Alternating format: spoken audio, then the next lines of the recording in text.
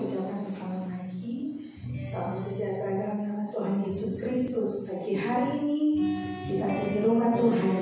Saya yakin dan percaya satu yang menjadi kerinduan kita ada di rumah Tuhan untuk beribadah, membalas setiap kebaikan Tuhan, kasih kemurahan Tuhan, pertolongan Tuhan yang Tuhan sudah limpahkan buat saya dan saudara.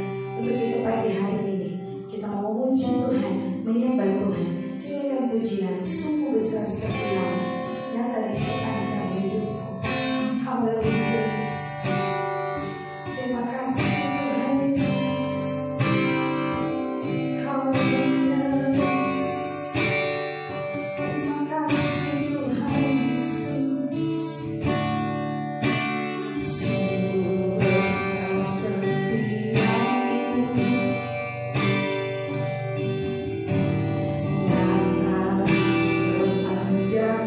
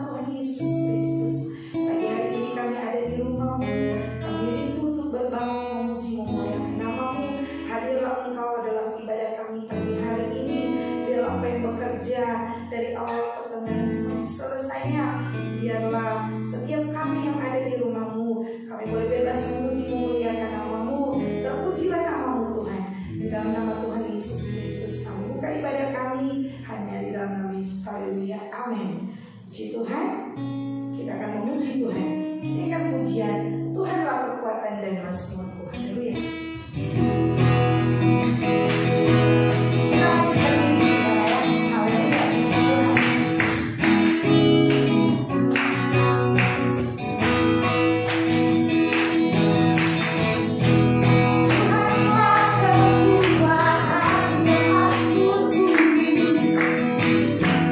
Yang untuk batu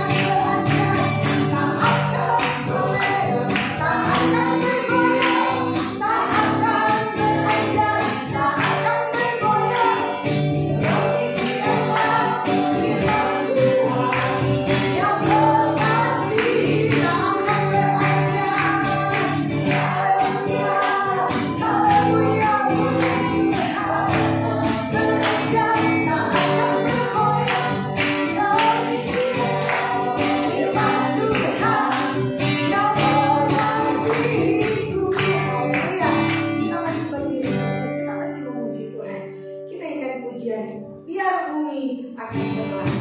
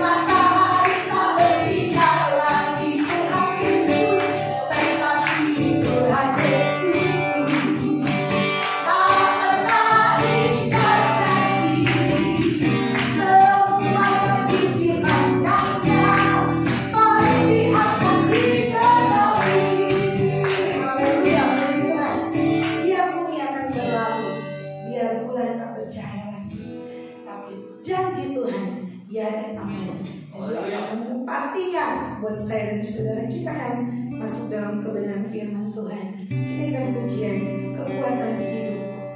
Ku dapatkan Yesus.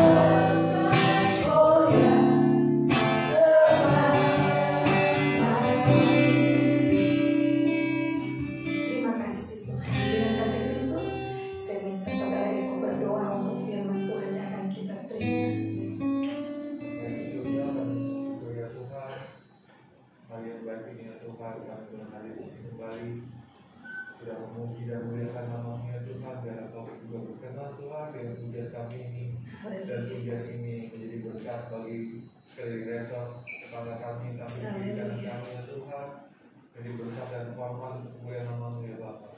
Dan kami akan firman-Mu ya Tuhan, berkatilah hamba-Mu ya Tuhan yang akan menyampaikan firman-Mu, biarlah semuanya itu berasal daripada Tuhan ya Bapa. Amin. Di dalam nama Tuhan kami Yesus Kristus dan bersyukur dan berdoa.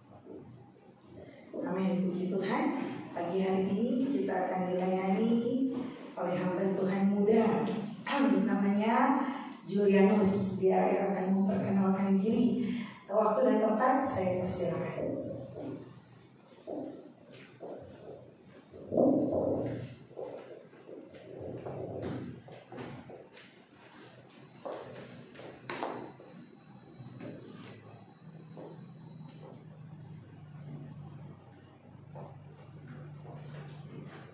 Haleluya.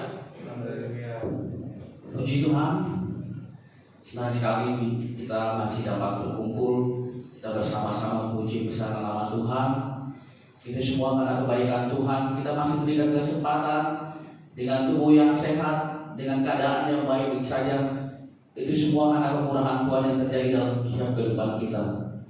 Puji Tuhan. Perkenalkan, nama saya Julianus, asal dari Kalimantan Barat, Pontianak. Saya dibesarkan di Jakarta lewat kebaikan orang yang sangat luar biasa, mendidik saya dari kecil hingga besar ini dan sekarang menjadi seorang hamba Tuhan. Itu adalah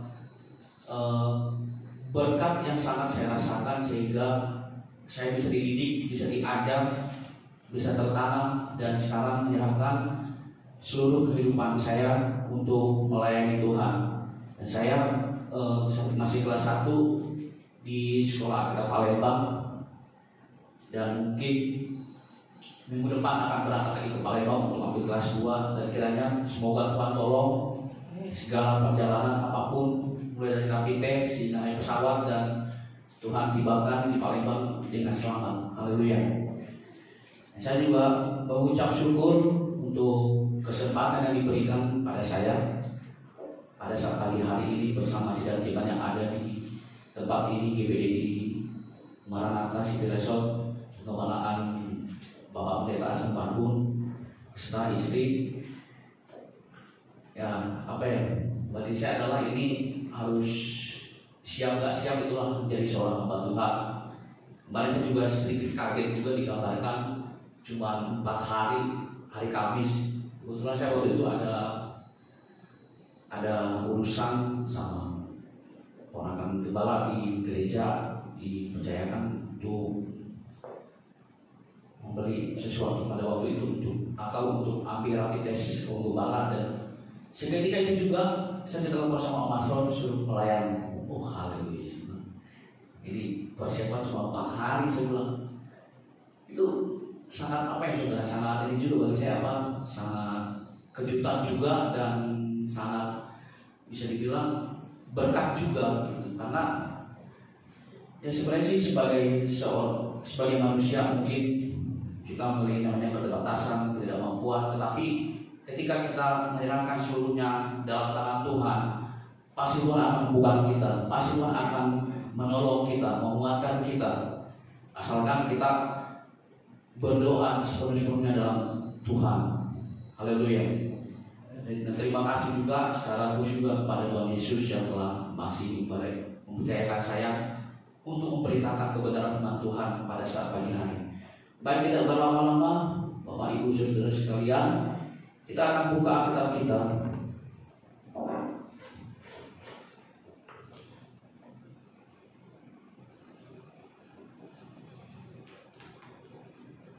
Kita buka Alkitab kita yang terdapat dalam 2 Korintus 5 ayat yang ke-17. Tadi saya katakan membantu pada saat pagi hari ini di dalam 2 Korintus pasal yang ke-5 ayat yang ke-17. Saya akan bacakan saudara. Demikian kebenaran firman Tuhan. Jadi siapa yang ada di dalam Kristus, ia adalah ciptaan baru. Yang lama sudah berlalu, sesungguhnya yang baru sudah datang. Haleluya, ya saudara. dalam pasal ini adalah menjelaskan bagaimana kehidupan Rasul Paulus pada saat itu adalah kita telah mengetahui secara detail bagaimana kehidupan Rasul Paulus pada saat itu adalah di mana kehidupannya pada saat itu adalah ketika dia menjadi seorang yang sangat keras atau menjadi pembunuh, mencari orang Kristen untuk dapat dibunuh atau dimusnahkan pada waktu itu. Tetapi lewat itu Tuhan mengubah kehidupannya. Yang tadinya lama menjadi pembunuh, tetapi sesudah Tuhan Yesus ubahkan, dia menjadi pemimpin yang luar biasa dipakai Tuhan. Nah, tema saya pada saat pagi hari ini, Bapak dan Ibu saudara sekalian, meninggalkan kehidupan yang lama. Tentu kita secara pribadi, masing-masing yang hadir pada saat pagi hari ini memiliki latar belakang kehidupan yang berbeda-beda, saudara. Ada yang mungkin dari kecil sampai besar, sampai berkeluarga, sampai tua, mungkin keadaannya baik-baik aja karena bimbingan keluarga yang mungkin juga bagus. Tapi ada juga kita dari kecil mendapatkan segi kehidupan yang mungkin yang kurang baik, seakan itu membuat diri kita mengalami adanya kehidupan yang lama. Artinya bahwa ketika sesuatu kehidupan yang lama itu mungkin itu buruk, sulit sekali kita lupakan, sulit sekali kita lepaskan. Tetapi di sini dengan jelas bahwa Rasul Paulus jemaat di Korintus jelaskan bahwa jadi siapa yang ada di dalam Kristus, ia adalah ciptaan baru. Yang lama sudah berlalu, sesungguhnya yang baru sudah datang. Haleluya. Jadi sangat jelas mengatakan bahwa Rasul Paulus menjelaskan pada jemaat yang ada di Korintus bahwa supaya jemaat yang ada di Korintus meninggalkan kehidupan mereka yang lama. Mungkin itu yang membuat kalau dikatakan bahwa membuat jemaat yang di Korintus itu tetap memikirkan kehidupan mereka yang lama. Tapi di sini dengan jelas bahwa sesungguhnya jadi siapa yang ada dalam Kristus ada ciptaan baru, yang lama sudah berlalu, sesungguhnya yang baru sudah datang. Artinya bahwa ketika kita mungkin memiliki kehidupan dulu yang mungkin kelam, yang mungkin nggak baik, yang mungkin kita dulu kehidupan kita yang dikatakan kotor, dikatakan mungkin pergaulan yang bebas, mungkin pergaulan yang nggak berkenan di hadapan Tuhan. Tetapi kalau kita sudah menjadi orang percaya, sudah menjadi pengikut Tuhan, sini sangat jelas. Biarlah yang lama kita lupakan, tetapi yang baru sudah datang. Artinya bahwa ketika kita hidup dalam Kristus, itu Tuhan ada dalam diri kita. Tapi bukan yang lama lagi akan kita ingat, tapi hal yang baru atau yang sesuai dengan berpadanan, sesuai dengan perintah Tuhan, sesuai dengan maunya Tuhan dalam hidup kita, saudara. Saya juga dulu sebelum menjadi hamba Tuhan juga mungkin sini juga ada beberapa orang yang mengetahui bagaimana kehidupan saya dari kecil. Ada Om Darwin, ada Kodowi juga mungkin tahu persis bagaimana kami diasuh di gereja Muara Karang dari berbagai suku, dari berbagai karakter yang yaitu saya jelaskan tadi adalah mungkin kalau nggak lewat kebaikan Om dan Kepala di Pluit, mungkin saya nggak bisa berdiri di tempat ini, saudara. Saya nggak bakalan bisa berbicara di tempat ini, tapi dengan luar biasa membimbing kami, merawat kami dari kecil, yang kami tidak punya apa-apa, yang kami tadi nggak bisa baca tulisan, bahkan nggak bisa berbahasa Indonesia dengan baik, tapi sangat luar biasa, saudara. Lewat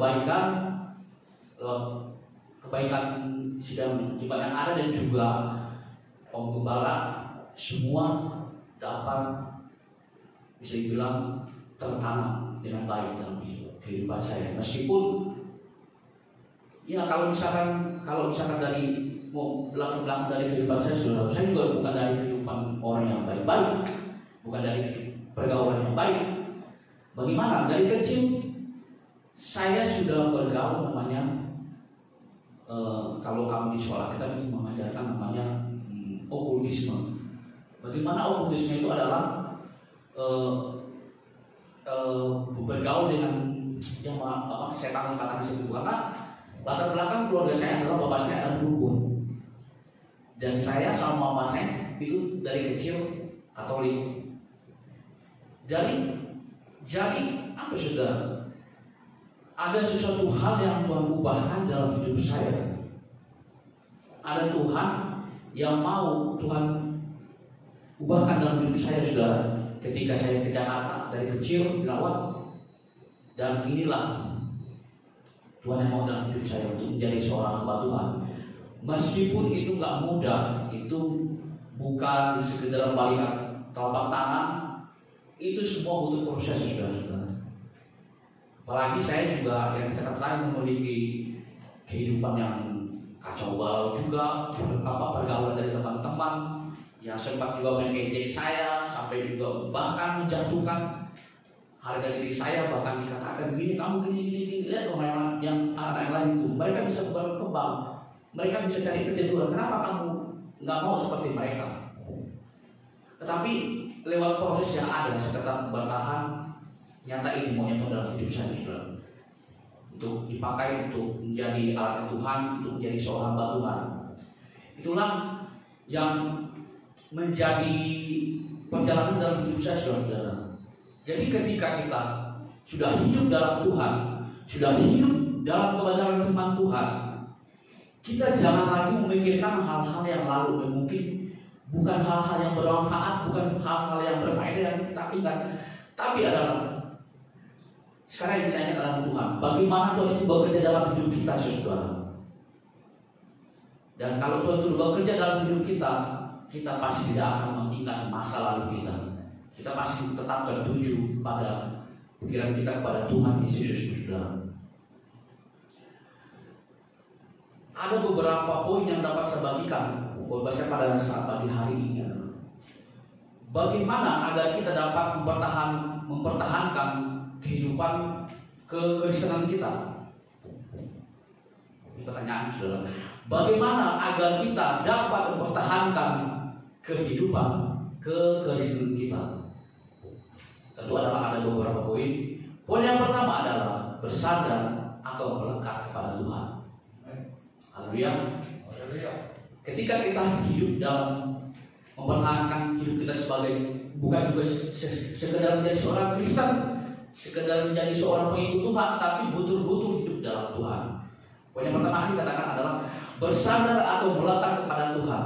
Kita akan buka dalam kitab 1 Yohanes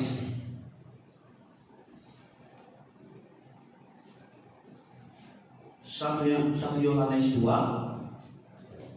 ayat yang ketiga sampai yang ke-6, saudara. Saya akan mencatat kebenaran Tuhan. Dan inilah tandanya bahwa kita mengenal Allah, yaitu jikalau kita menuruti perintah-perintahnya. Barang siapa berkata, aku mengenal dia, tetapi ia tidak menuruti perintahnya, ia adalah seorang pendusta. Di dalamnya tidak ada kebenaran. Tetapi barang siapa menuruti firman-Nya, di dalam orang itu sungguh sudah sempurna kasih Allah. Dan itulah kita diketahui bahwa kita ada di dalam Dia. Barang siapa mengatakan bahwa ia ada di dalam Dia, ia wajib hidup sama seperti Kristus telah hidup. Haleluya.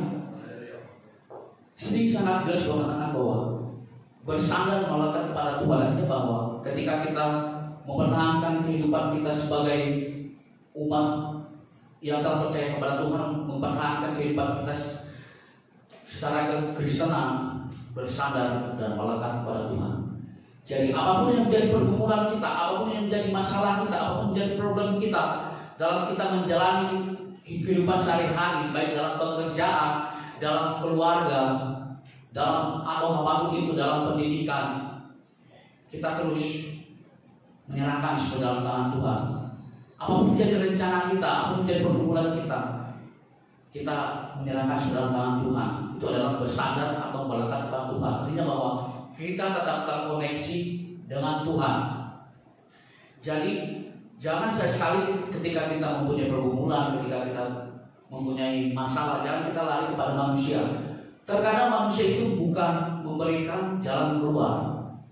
Terkadang manusia itu justru menambah masalah juga. Tetapi alangkah baiknya kita datang kepada Tuhan. Kita bersandar kepada Tuhan.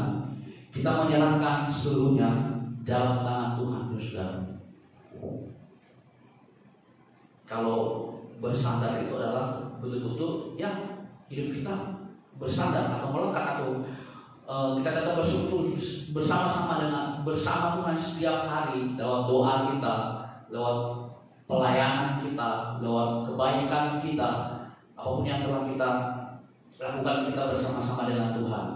Dan poin yang kedua adalah komitmen kepada Tuhan. Kita buka Alkitab kita dalam Filipi 3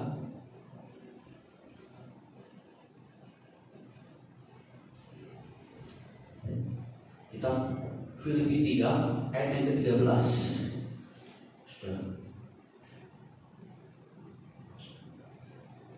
Demikian kebenaran firman Tuhan. Saudara-saudara, aku sendiri tidak menganggap bahwa aku telah melupakan. Maksud saudara-saudara jangan semua ini. Saudara-saudara, aku sendiri tidak menganggap bahwa aku telah menangkapnya. Tetapi ini yang kulakukan, aku melupakan apa yang telah di belakangku dan mengarahkan diri apa yang di hadapanku.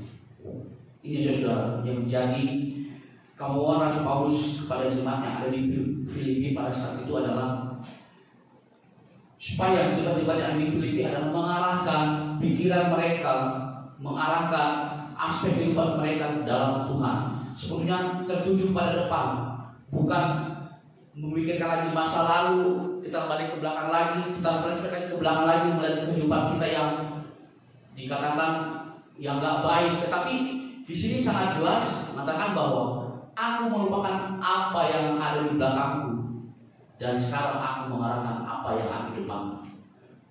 Artinya bahwa yang saya katakan tadi adalah kehidupan Rasul Paulus itu bukan kehidupan yang baik-baik saja. Banyak hal-hal yang dibuat, banyak pembunuhan terhadap umat Kristen yang pada waktu itu dilakukan oleh Rasul Paulus. Tapi lewat jamahan Tuhan, lewat pimpinan Tuhan, dia ditangkap pada saat itu di apa yang telah dialami Rasul Paulus, dan dia diubahkan Tuhan, dan dengan lewat itu dia mengarahkan pikirannya kepada Kristus Tuhan.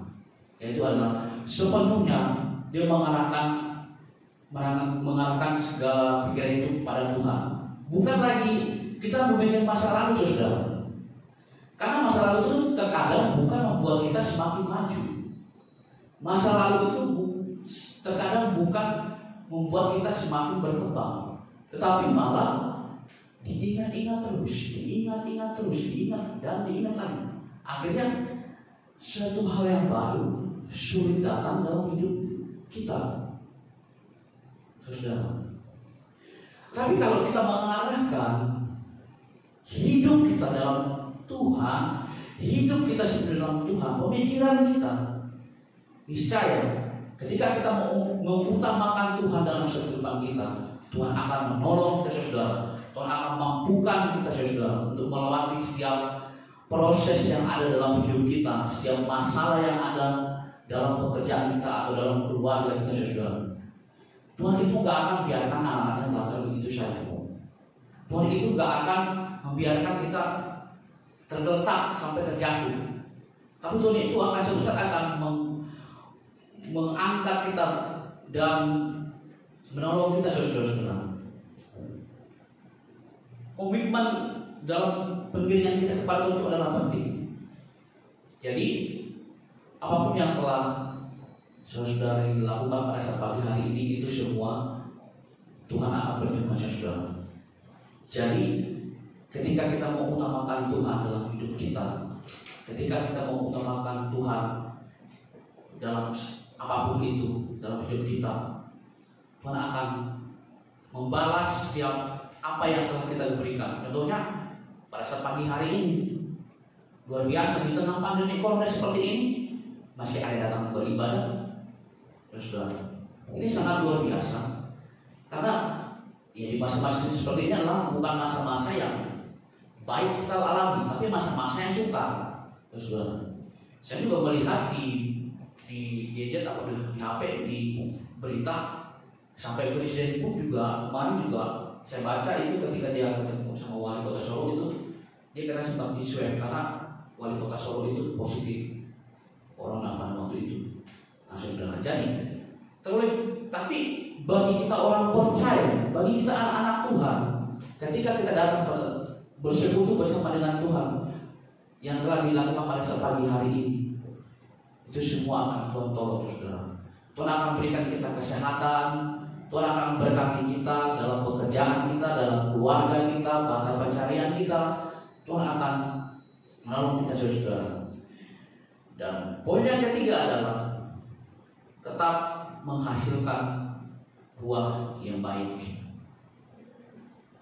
Menghasilkan buah baik ini adalah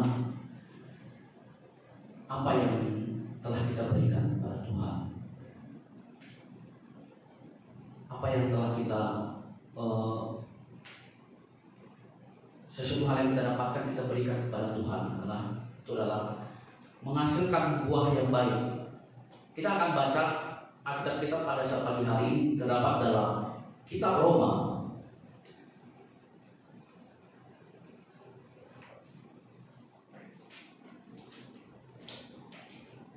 Kitab Roma pasal yang ke-6 ayat yang ke-22. Tetapi sekarang setelah aku dimerdekakan dari dosa dan setelah kamu menjadi hamba Allah, kamu memperoleh buah yang membawa kamu kepada pengudusan sebagai kesudahannya ialah hidup yang kekal. Jadi adalah kita tetap menghasilkan buah baik ketika kita menghasilkan. Kalau kami hamba Tuhan menghasilkan buah itu adalah buah pertobatan lewat jiwa-jiwa yang mau menerima Tuhan. Itu adalah buah dari kami sebenarnya. Tapi adalah korban kita percaya adalah buahnya itu adalah buah kebaikan, buah kemurahan, buah kasih yang kita berikan kepada saudara kita yang mungkin mengalami berkekurangan, yang kita berkecukupan. Kita akan bantu orang-orang yang mengalami kekurangan saudara. Jadi adalah kesimpulan pada khotbah saya pada pagi hari ini adalah mari kita terus mengarahkan pikiran kita ke dalam tangan Tuhan, mengarahkan pandangan kita sepenuhnya hanya kepada Tuhan, saudara. Jangan lagi mau diperhambakan dengan apa yang telah menjadi masa lalu kita. Mungkin, tapi terkadang masa lalu itu menjadi cerita.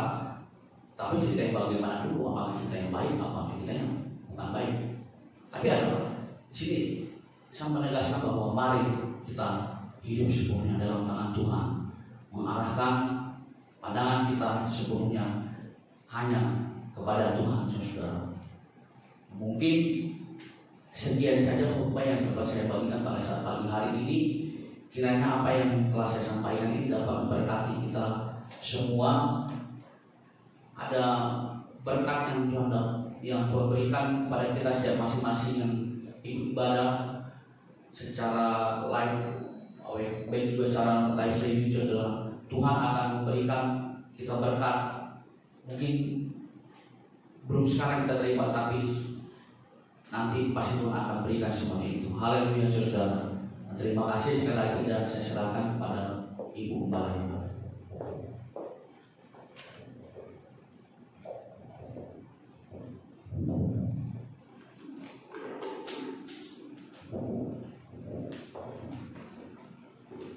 Puji Tuhan, kita telah mendengarkan kebenaran firman Tuhan.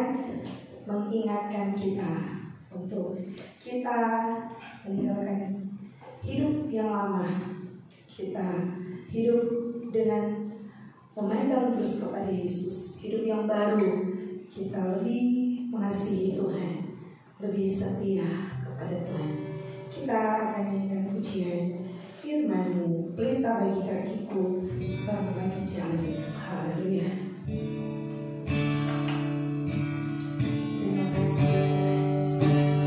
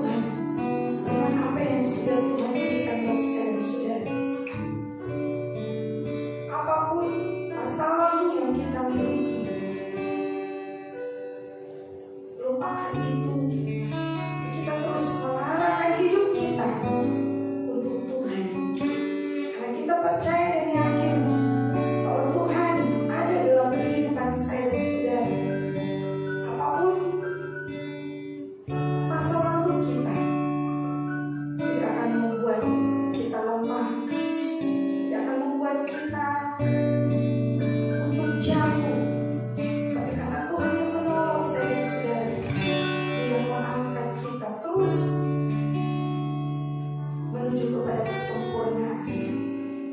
Terima kasih Tuhan. Waktu ku bimbang dan hilang jalanku, tetap Engkau isi-isiku, dan takkan ku takut asal Kau di dekatku, besertaku selamanya.